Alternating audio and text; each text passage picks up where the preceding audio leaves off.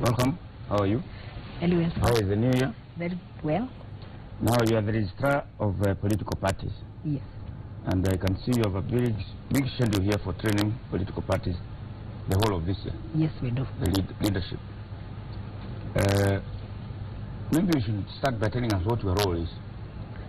As the Office of Registrar of Political Parties, our role is to register political parties, regulate political parties, maintain the register of all political parties, including making publicly available the records of political parties. We also do administer the political parties fund as stipulated in the Political Parties Act. People think you're acting. Are you acting? They say there is no substantive order to that office. Under the law, the registrar of political parties in office is not acting. The law provides that the registrar will be the registrar until a new registrar is appointed. So until a new registrar is appointed. So as so far you have as not been appointed. And we have not, the registrar is appointed under the statute because she is the registrar until a new registrar is appointed. So as far as the law is concerned, the registrar is the registrar until another one is appointed. So you are the registrar? Yes, I am. Until another one is appointed? Yes. Why haven't you been appointed then? We have been waiting for the process to commence and to start. There were some issues relating to the process. That is, the Act had certain inconsistencies, and the same have been addressed, and we do hope that the process will commence soon. How many political parties do we have in this country now? Currently, we have 62 fully registered and operational political parties. 62? 62. Yes, we do. With the new constitution, there are certain requirements for a political party to become a political party, be registered. Yes. Not a briefcase thing. Do you have briefcase political parties? No, we do not have briefcase. All these 62 are the requirement is that you must have a national outlook. Yes. That is, you must have 1,000 members from 24 counties. 1,000 members from 24 counties. A governing office, that is, all the officials of political parties must have a national outlook. They must also be inclusive by including women, marginalized, and minority of the community. They also are supposed to maintain a head office and a county offices from 24 counties.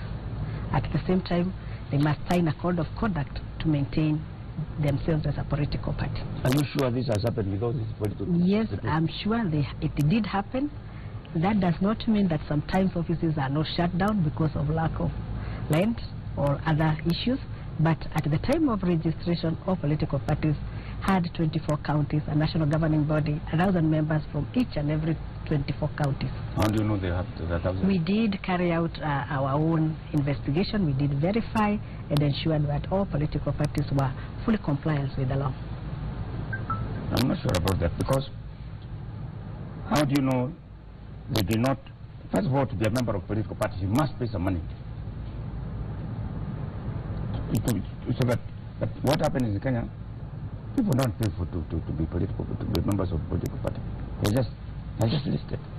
It is true that for you to become a member, you must pay a subscription fee. Sometimes it is of 20 shillings or 100 shillings, and you get a receipt. For you to get a membership card, you must pay that money.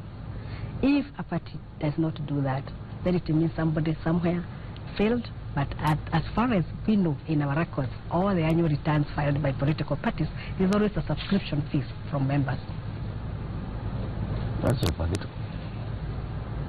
I've heard people saying that being registered in parties they don't know. You hear, if I go to your register, I probably will find my name somewhere that I'm a member of a political party, and I've never joined any political parties since I was born. That did happen at the initial stage of registration, where we did find that some ID numbers were coinciding with others because they shared the same number, and we did clear the register, and we are continuously clearing the register. If you find yourself registered by a political party without your knowledge, please come to us, we'll deal with it. And how do you deal with it? We remove you from the register, and then we inform the party. That is not enough. Punish them. Sometimes powers to punish. Because that's theft. Sometimes it's not their fault that that people share the same ID numbers. No, yes, people don't share the ID numbers. Some people do, and we can verify that and give you an example. At other times they people share don't names. People don't. They share names, and because of that, you may be keyed in without their knowledge. Those who are fraudulently... What do you mean keyed in? You are supposed to pay money to be registered. Yes. I pay 20 bob or 100 bob. How does it happen?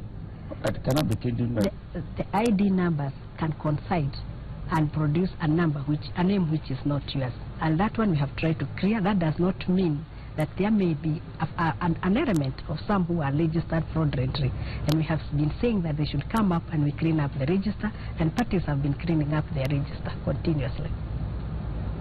Yes. What is it they can do? A party can do for it to be punished? Number one, if it contravenes its constitution, it can be punished. Number two, if it does not meet the requirement as stipulated in the law of registration. At the same time, a party can be registered if it commits an election offense. Yes. Parties are supposed to be compliant with the Political Parties Act. And you have seen the two. You have the ability. Does your office have the ability, office of the registrar of political parties, have the capacity to look at all these political parties? 62 registered political parties are not many, bearing in mind where we came from in our history. We had 168 registered parties under the Societies Act, and 62 political parties are not as many as people may think, simply because we have 47 counties. We have a country of 42 million, and each and every Kenyan would need to join a party. And if you limit the political rights under Article 38, that would be illegal. And as far as the office is concerned, yes, it is true that we need to expand as an office, to move to the counties, to ensure that all political parties, the fully registered political parties, comply with the requirement under the Act. What is your capacity as staff? Currently, our capacity is 45 members officers, yet our optimal capacity, that is from our organization structure, is 209. So we need to move out to the 47 counties and establish offices out there. Our projection... It's clear therefore that you have no ability to check this. We do have the ability to check this, given the capacity. Going to 47 counties and making sure that every party has got an office? Yes, we do. We always check. And having the office is a requirement under the law. That does not mean that sometimes we do find that offices have been closed for lack of rent, and we always inform political parties to comply. At the same time, offices may be closed because of lack of officers, simply because they do not have money to pay the officers. And that so when does it become national then? It is national. It has about it. If you are required to have an office in every county and you close, it's like you can open a school, and then you say there's a school there, but there are no students and there are no teachers. You may say that. Is that a school? No. What we know is that the door may be closed, but the party is operating. It has an email, it has a Twitter, and through social media they still communicate to their members. It can only be closed physically, but in terms of operation, it does operate. And that is something that everybody should know, that even if the door is locked because of lack of payment and they are looking for funds to pay, the party is operational, and that is why 45 of them have representation at the National Assembly and at the County Assembly. 45 political out of these? Yes. 45 are members of Parliament, senators, and MCAs? Yes. And they are fully operational. You cannot allow your party not to operate if you have representation in a county assembly or at the National Assembly. There are new parties coming now because of the elections of next year. Yes, we do have applications, many applications. Many? Yes. And you're going to register them also? Since it's your right to be registered as a political party, if you fulfill the condition, we will register them only after they fulfill the requirement as per the law. That is having 1,000 members in 24 counties. And 24 offices, a governing council or a governing body. But you can say they may not have office because of Twitter and their Facebook. No. That's what At you're saying. the time of You're giving them leeway. No. I'm saying at times it can be closed because of lack of rent or lack of an office, but they are still operational. And I think even big companies, it is sometimes a tall order to have 24 counties fully operational, even when they are making millions of shillings. So even for a political party, at times they may go down and may not have offices. However, we keep on reminding them that they must maintain offices at 24 counties. Do you have any occasions where you punished a political party? Yes, we do. Give us examples. Yes, we did. We do light to them and tell them to implement the law. We did try to deregister a political party. However, we were taken to the tribunal and the party was reversed back to us. Yes, we have admitted to them. Writing is not punishing. We deregistered it. We gazetted it as deregistered, but it was brought back through a court process.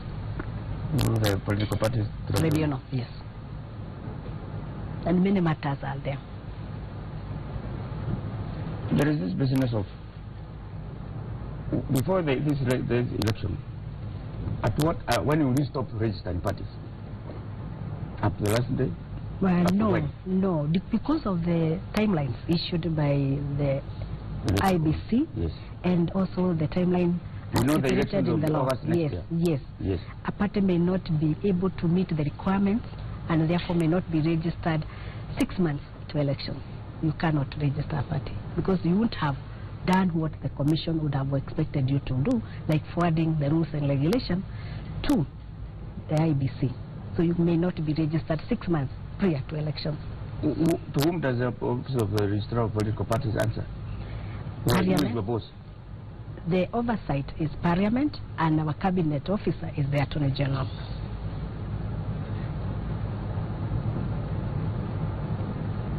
When you look at these many political parties, they are seen as Kenyan political parties. They are seen as if they are just tribal things. You say the requirement to have 24 counties, presence in 24 counties, but eventually that's nominal. That's not the case.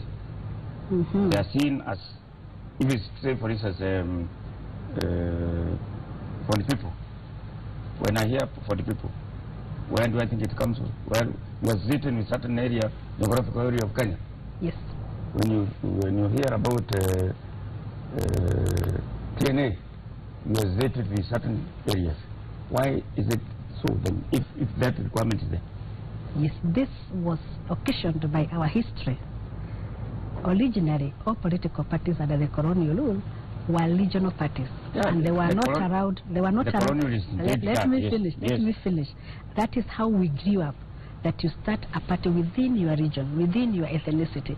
After that, after colonialism ended, the kind of law we had, it did not help political parties to grow nationally. Yet, KANU did grow nationally. Even KANU grew. And even KANU grew nationally. However, due to the development process of ethnicity, our parties also followed the same, and they became ethnistic. However, that does not mean that it cannot become national. They have MPs across, they have MCAs across, and that by itself shows that they are national. And you do not have to, you may have a follower, a large follower from a region, but you still operate nationally by having elected officials from all over the republic. And not every party can have all MPs from the whole country, but it can also have strength in a county, and yet you cannot say that it is not regional because it's obeying the laws of the land.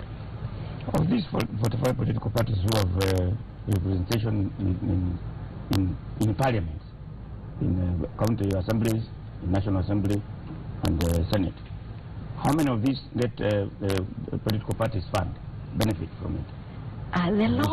The law was amended at the current law of 2011 and raised the bar to only 5% of the parties, those parties who have received 5% of the national vote, and currently we only have 3 political parties receiving fund against a background of 45 who participated. Only 3. Which are? TNA, URP, and ODM. So when do the others get?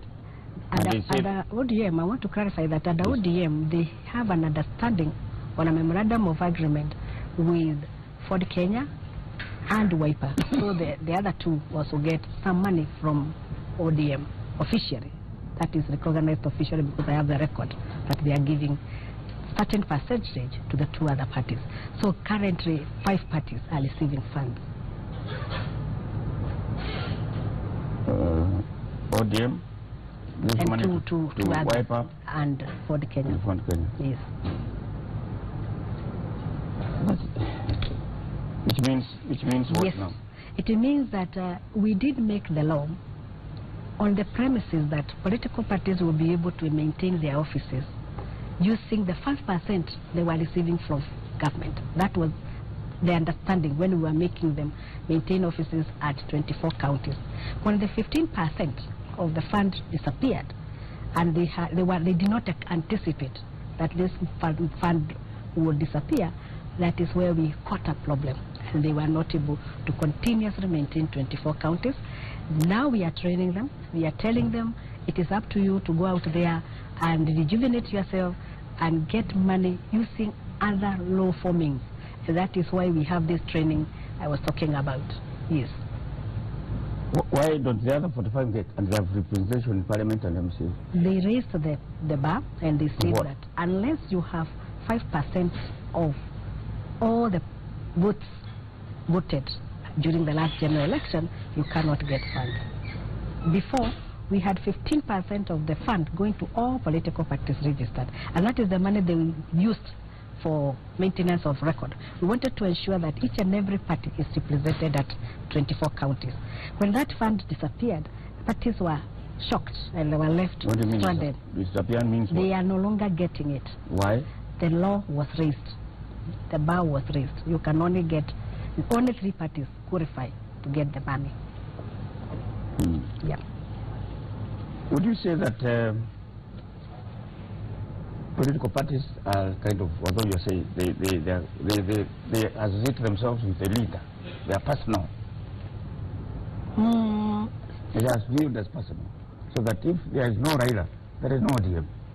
That was before, but you have seen even in the current situation, whereby a political party will survive the leader, and at the same time, due to the devolved system, because of the devolved system, parties are needed at the national level, where the leader is, and at the county level. You have very strong parties at the county level forming government among the 47 counties, and therefore you cannot allow that party to end just because the national leader has disappeared. So because of that, we do hope, like the devolved governments are growing. The one I mentioned before, Ford Kenya. No, Ford people. Ford people. Yes. Yes. It is there by name? Yeah, it is not there by name. It has many MCAs across the country, not just in one area. It also has MPs. So you cannot say that it is owned by the owner who is not even elected anywhere. Yeah. And it is one of the strongest parties in Kenya, Ford people. Yes. And Kanu, the same. It has MPs, it has MCAs, yet... It has even senators. Yes. It has even senators. Yes, the owner is no longer active in politics. Yeah. Even DP has MCs. Yeah. Even DP has MCs, but no member of parliament. No member of parliament, but it still survives as a party. What do you say about the current trend of the party hopping? Yes, I would start by saying that our constitution is very clear that you can belong to a party, you can form a party, you can campaign for any party, and that is enshrined in our constitution, Article 38. At the same time, we do know that you can associate with anyone. There is no one who can curtail that right. However, we are saying that under the Political Parties Act, you must, if you profess to belong to a political party, you should be in that political party until you do not want to be associated with it. And if you feel that you want to leave, you should always resign. There is a provision under the Political Parties Act, Section 14, for you to resign and to notify your party. And if you are a member of parliament, the clerk of the National Assembly, if you are a county assembly, the clerk of the county assembly, and move away. And that is when you may occasion an election in that county or that constituency. What do you say about that move to form a Jubilee Alliance Party, on the Jubilee Alliance of Kenya? The one that is being advocated after the merger? Yes. Yes, that it is provided for in the law, because we want to build parties which are inclusive and will propagate unity among Kenyans.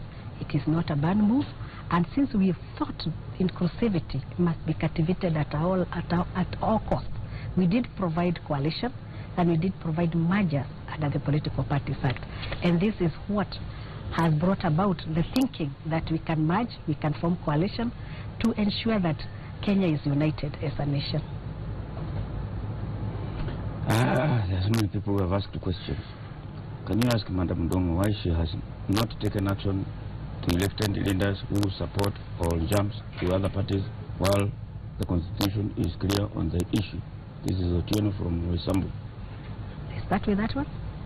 The question is why you allow people, why you have not taken action against elected leaders who support or jump to other parties while still in Parliament. Thank you. I think the question should not be directed at the registrar of political parties, should be directed at the party. If the party is comfortable when its member is advocating the policies of another party and supporting another candidate, that is the party's law. The registrar is supposed to work with the parties. If they are comfortable and they are maintaining the member as their own, it is not the registrar's law. The registrar is supposed to come on board when the party has taken action and deemed that person to have neglected the party through disciplinary process, internal political party dispute mechanism. That is the only time the registrar comes on board. At the same time, the law is very clear that you have a right. Unless that right is questioned, you cannot be told to move. Yes. Even if you support another party when you are still a member of Parliament? Yes, if your party is comfortable. And if those parties are in coalition or they are in a merger agreement, you cannot question them. They are allowed by the law. Somebody says he is a civil servant, and the party went ahead and listed him as their member. How did they access my particulars without my knowledge? That is what I addressed earlier. I said that at times the ID numbers may coincide with another number, and we are saying that if he is that's agreed, not very common. It is not common, but it can happen. There is persons who take offense about that. No, it happens. Even now, if you talk to them, and he should come to us, and we remove the person from the register. He should come to us if he is fraudulently registered, and we deal with the party. Okay. Let's move from that business and go to an area where you are supposed to be, according to the document, part of your business is to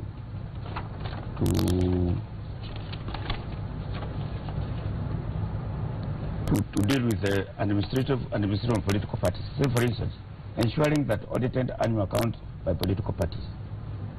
Are you telling me for sure that all these 62 political parties do give you annual accounts? They do not give me, they forward to the Office of Auditor General. Yes. And they are supposed to be audited and the records made publicly available. But it is ensuring publication of annual accounts of political parties? Yes, ensuring that they are publicly available, and they are there in our website. Yes. And they are also there in our records. If you want the records are available. To verify and publicly avail list of members of political parties? Yes, the membership is available. The membership record is available. If you come to us or you send us an ID number of yourself, we can check you and tell you which party you belong to. Suppose I send you my number now and you tell me I'm a member of political parties. And you have not... I've never joined any political party since I was born. We will take it up with the party. Will you punish them? Yes, we do. In what? You said you just write to them? According to the law, I think I need to clarify. You might tell me that if your name is coinciding, your number is coinciding. I think I need to clarify that. According to the law, if a party has breached the law, first you must warn them by writing to them. And if they rectify, and you give them 90 days, if they rectify the breach, because they know politics is not very easy, because it is market, they give themselves a 90 days period whereby they can rectify the breach. And that is what I'm saying, that our work is to ensure that you are not in that register by writing to the party and ensuring that that person is removed from the party register. That's why I'm saying it's here you ensure that no one member is belongs to two. That is why the law was put there, because somebody somewhere knew that it can be breached. And that is why we have now this 90-day period to rectify the breach and to ensure that you are removed officially. That's why it was put there. Otherwise it would not have been put there if it was not known that it can be breached. To me it looks like you are under capacity. As far as resources are concerned, yes, we are under capacitated. We need staff up to the optimal level of 209. We also need funds to maintain those offices ourselves at 47 counties. Why don't you have the money? The office was within IBC, and we were using the resources of IBC, the support, but now we are delinked from IBC. For how many years now? We have been administratively delinked for 1.5 years only, and we have requested Treasury. We have finished our strategic plan, we have finished our organizational structure, and we have requested Treasury for a fund so that we can expand and move far up to 47 counties. We are just moving. You know, it's seen as if the perception about the office of the Registrar of Political Parties that it's a weak need. It's not strong. It's just there. I don't think it is the office of the Registrar of Political Parties alone. That's how we are. We are all developing. It's a new office. It has a bearing capacity of 245 party members. At the same time, parties are growing, and that is how we are right now. And that does not mean we will not grow. We are still evolving to 47 counties. We are still employing, and we are implementing the law as it is right now. Do you have errant parties? Do you have a capacity to crack the whip and punish them? That's why so that you have seen as you are strong. You are punishing errant. Every day we are issuing orders to political parties. We are issuing statements to political parties. But like I told you, there is the 90 days period whereby the party rectifies the breach. Even when we write to them and tell them you do not have an office in this county, they normally immediately open the office because they have a 90 days period. And it is known that if you do not give them time to rectify the breach, the political system, the political democracy cannot grow in this country. You must give them a chance, like all other institutions, including companies. They are given a chance to grow. If they rectify, if they breach the law, they are given a chance to rectify. I've seen, for instance, places where political parties, a certain office used to become office, and the other day it is Jubilee office, the other day it is another party. It's the same office, but people they change. Because democracy is growing, and that is exactly what is going to happen all over the country. That today I may not be comfortable with this party, and I have the right under Article 38 to move to another party, and to move sometimes with the resources which I offer that party. It's very interesting. Do political parties in this country have what philosophies or ideologies that differ? Yes, they do have values they advocate for. If you look at their constitution, they are clearly... By name only? It may be by name only, but I do know that we are growing democracy. They may not be seen as they are seen clearly in other democracies which have grown up, which have been there for 300 years ago. Ours is just starting, and therefore you cannot judge us by other democracies and say that we do not have ideology. We do have ideology. And one of the ideologies... Democracy is like blood. There is no blood which is black, which is white. No. You must give them a chance to grow. And we are growing just like our economy is growing, our society is growing. We must give political parties a chance to grow. And right now they are organized. Think of parties in the 90s. This is not how they were. Now you would have parties in the 90s were better. No. You did not know where they were. You did not have offices. They used to riot all over the republic. Nowadays, you have not had any rioting in the last 6 years. You have known their members. You have known their officials. You have known their offices. If you ask an ordinary in Kenya, the difference between court and Jubilee, what will it be? Except tribe. What, in terms of philosophy, what's the difference between court and Jubilee? I think that one can be explained by their manifestos. They have a difference, their manifestos, and I do not want to go into details, but each and every party has its own manifestos. Some want to grow this way and others want to grow that way, and their manifestos are not the same at all. The manifestos are there for elections. I think after elections, that's a perception which is not right, because even NAC tried to implement its manifestos. Right now, Jubilee is actually trying very hard to implement its manifestos, and every party coming on board will try to implement its manifesto and its ideology. When somebody hopes from, if there is ideology and policy and philosophy, and you jump ship, you hope, you abandon whatever you believed before. It's like today you are Muslim, the other day you are Christian. Yeah, it is true. I can become a Muslim today and tomorrow. Without even training, you just hope. You know, politics, it's about belief. If I do not believe in my party today, I have a right to move. And we guaranteed it in the Constitution. Freedom of association, political rights under Article 38. You cannot be tied by anyone. Yes, it is there. Anyway, I don't know whether the people who are listening, because we live here. Yes, and yet we vote for those parties. We live here and we vote for those parties because we believe in them. We put leaders in them because we believe in them. And they are always also followed, even by media, because they are believed by the Kenyans. People vote clearly not political party but ethnicity. Whatever makes them vote, it is what they believe in, and perhaps that's democracy in our own thinking. Yes, not necessarily the democracy you are taught in school, but it is the democracy that party brings to us, and that is what we have right now. So are you happy with the management of political parties? We are not where we are supposed to be. I cannot say that we have fully implemented our Constitution, Article 98, all the Political Parties Act, but this office has just started and we are moving on. At the 2013 election, we did well. Parties did get members and candidates, and they were voted in. After our evaluation, we did realize there are things we didn't do right, and those are the things we want to rectify by training leadership of political parties, and the program I was talking about.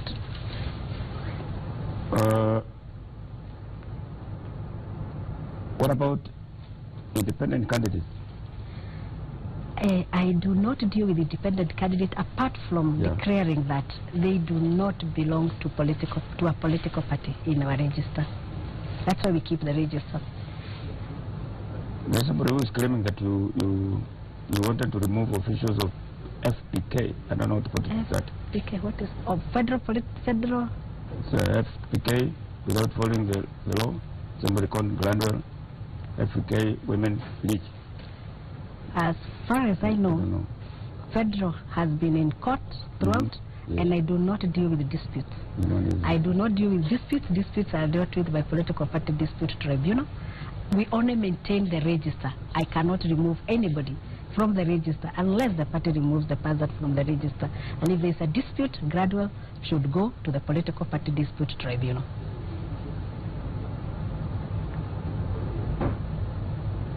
So I'm saying it's not true. Somebody says you are not talking the truth.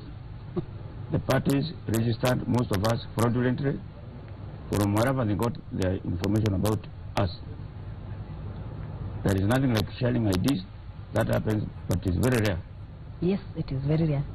I do agree that we had 0.2% of those who claimed to have been fraudulently registered. Out of our 6 million registered members, the percentage which claimed to have been fraudulently registered was 0.2%. And that is in our record, and I can verify that.